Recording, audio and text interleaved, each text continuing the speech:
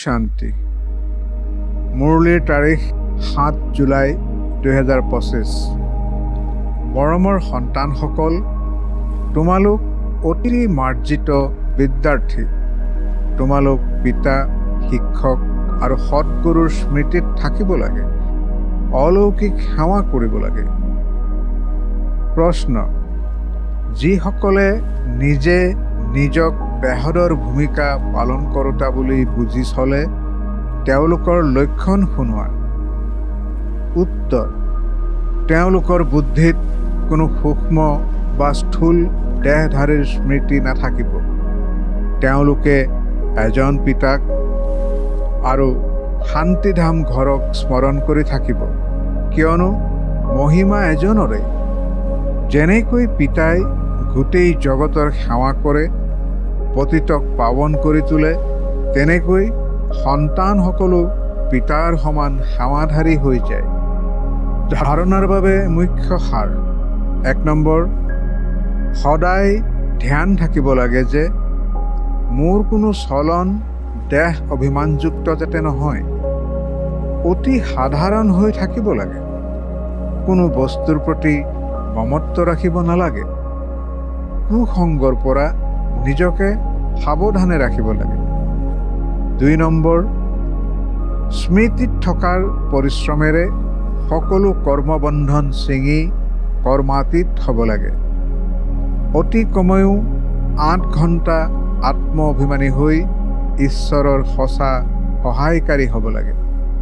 বৰদান: বিশাল বুদ্ধি, বিশাল অন্তৰেৰে আপোনাৰ অনুভূতি কৰাওঁতা মাষ্টাৰ ৰচয়িতা হোৱা। মাষ্টাৰ ৰচয়িতাৰ প্ৰথম ৰচনা হৈছে এই দেহ।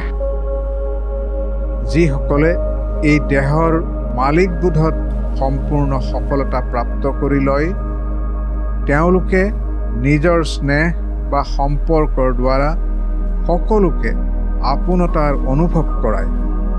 সেই আত্মাসকলৰ সম্পৰ্কত আহিলে সুখৰ, দাতাবোধৰ, শান্তি, প্ৰেম, আনন্দ, সহযোগ, সাহস, উৎসাহ, উদ্দীপনা, কিবা নহয় কিবা বিশেষত্বৰ অনুভূতি হয়।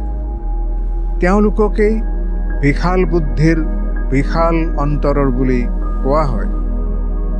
শ্লোগান: উৎসাহ, উদ্দীপনাৰ ডেউকাৰে সদায় উৰন্ত কলাৰ অনুভূতি কৰি গৈ থাকা। ওম শান্তি। অব্যক্ত সংকেত: সংকল্প শক্তি জমা কৰি শ্ৰেষ্ঠ সেৱাৰ নিমিত্ত হোৱা। নিজক শ্ৰেষ্ঠ সংকল্পৰে সম্পন্ন কৰি তুলিবলৈ নিমিত্ত হৈ থাকা। নিমিত্ত হোৱা অৰ্থাৎ ডবল লাইট ফৰিষ্টা হোৱা। এনেকুৱা সন্তানসকলৰ প্ৰতিটো শ্ৰেষ্ঠ সংকল্প সফল হয়। সন্তানসকলে এটা শ্ৰেষ্ঠ সংকল্প কৰিলে পিতাৰ দ্বাৰা হাজাৰ শ্ৰেষ্ঠ সংকল্পৰ ফল প্ৰাপ্ত হৈ যায়। একৰ বিপৰীতে হাজাৰ গুণ প্ৰাপ্ত হৈ যায়। ওম শান্তি।